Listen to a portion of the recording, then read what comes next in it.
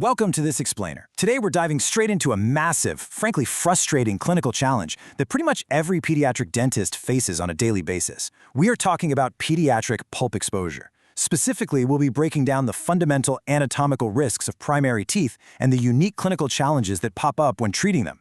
If you've ever found yourself dealing with an unexpected pulp exposure during what honestly seemed like a totally routine caries excavation, well, this explainer is going to clarify exactly why that happens.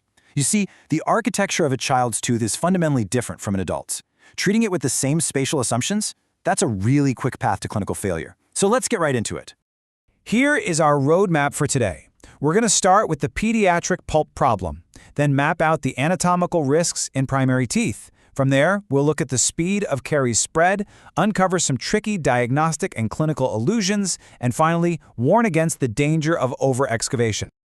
All right, Section 1. The pediatric pulp problem. So, why are pulp exposures so incredibly common during caries excavation in kids? It's a scenario that happens with frustrating frequency.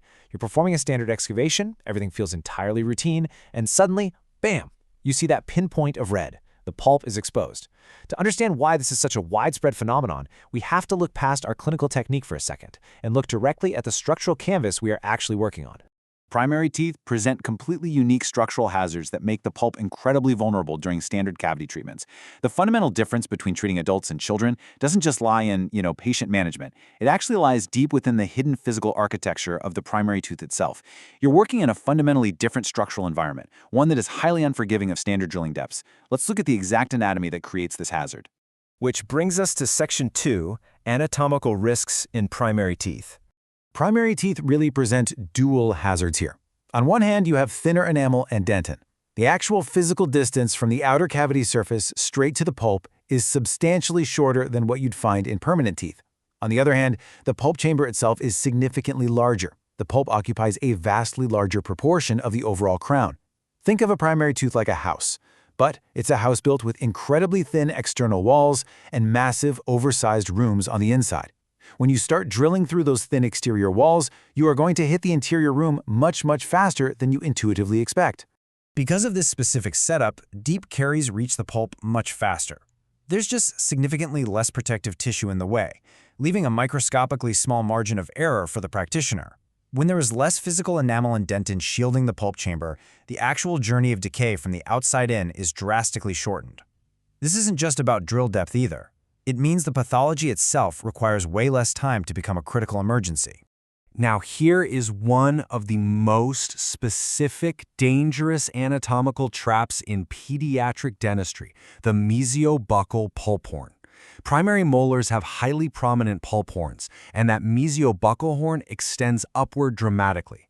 It acts as a literal hidden hazard sitting right beneath the dentin. Because it reaches so high up into the crown, it's incredibly easy to clip this specific horn during a completely routine excavation. You might think you're working safely within the dentin layer, but that prominent extension is sitting right in your path, just waiting to be breached. Let's move on to Section 3, the speed of caries spread. Let's trace this journey of decay step by step. Step 1, the caries breaches that remarkably thin enamel layer we just talked about. Step 2, it enters the primary dentin. But here in Step 3 is where the pediatric anatomy truly accelerates the danger. Bacteria and toxins rapidly rush through wider dentinal tubules. This all culminates in Step 4, rapid, unexpected pulp exposure. The physical structure of a primary tooth doesn't just offer a shorter distance to the pulp. It actively facilitates a much faster invasion than you ever see in permanent teeth. Expanding on that third step for a moment, those wider dentinal tubules in primary teeth act as a rapid transit system for harmful bacteria and toxins. In adult teeth, the dentinal tubules are much narrower, offering at least some resistance to the spread of decay. But in primary teeth, these wider microscopic tunnels act like an open superhighway. Once the protective enamel is gone and the dentin is involved, you aren't just dealing with a short distance to the pulp. You're dealing with a biological environment that actually speeds up the pathological attack, funneling toxins straight toward that oversized pulp chamber. Okay, Section 4, diagnostic and clinical illusions. Here is a golden rule you absolutely need to keep in mind. Lack of symptoms does not mean the pulp is safe or uninvolved. We really need to shatter the dangerous misconception that a quiet, pain-free child equates to a structurally sound tooth.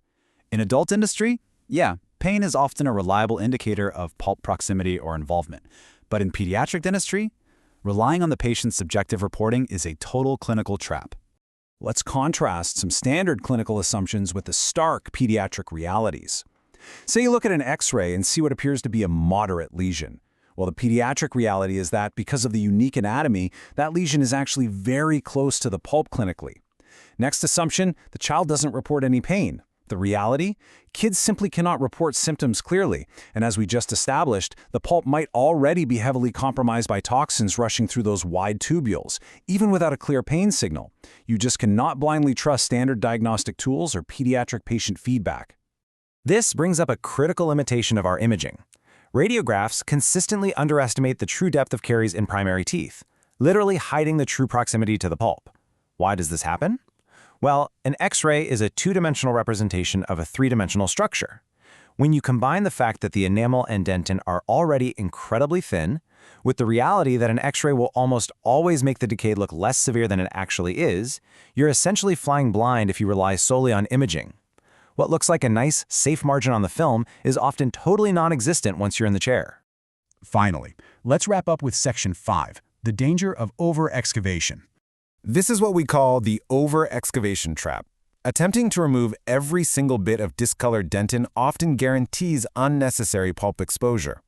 As practitioners, it's an ingrained instinct to chase all discoloration, right?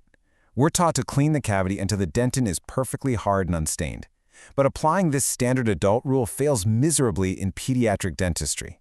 Because the pulp chamber is so massive and the walls are so thin, if you aggressively pursue every last speck of discolored tissue, you will almost certainly drill straight into the pulp. Over-excavation is actually a primary driver of completely unnecessary pulp therapies in children. So let's bring all of this together. Thinner enamel and larger pulp chambers severely reduce your physical safety margins. Within that massive chamber, the mesiobuccal pulp horns are prominent and very easily breached. Pathologically, those wider tubules act as a transit system, allowing rapid bacterial spread. Diagnostically, X-rays consistently underestimate the depth of these lesions, and the kids in your chair will likely misreport their pain. Finally, behaviorally, if you combine all these hidden dangers with the instinct to remove all discolored dentin, you practically invite catastrophic over-excavation. The anatomy, the pathology, and our own clinical illusions all compound upon one another. So I want to leave you with a provocative question to chew on. Given the hidden anatomical minefield of the primary tooth we've just mapped out, how will you adjust your excavation strategy tomorrow to protect the pediatric pulp? Are you still going to trust that X-ray completely? Will you still aggressively chase that last bit of discoloration right near the mesiobuccal horn? The structural reality of the primary tooth absolutely demands a more conservative, highly aware approach to excavation. Keep these anatomical hazards top of mind during your next pediatric procedure and let it guide your hand. Thanks so much for joining me for this explainer.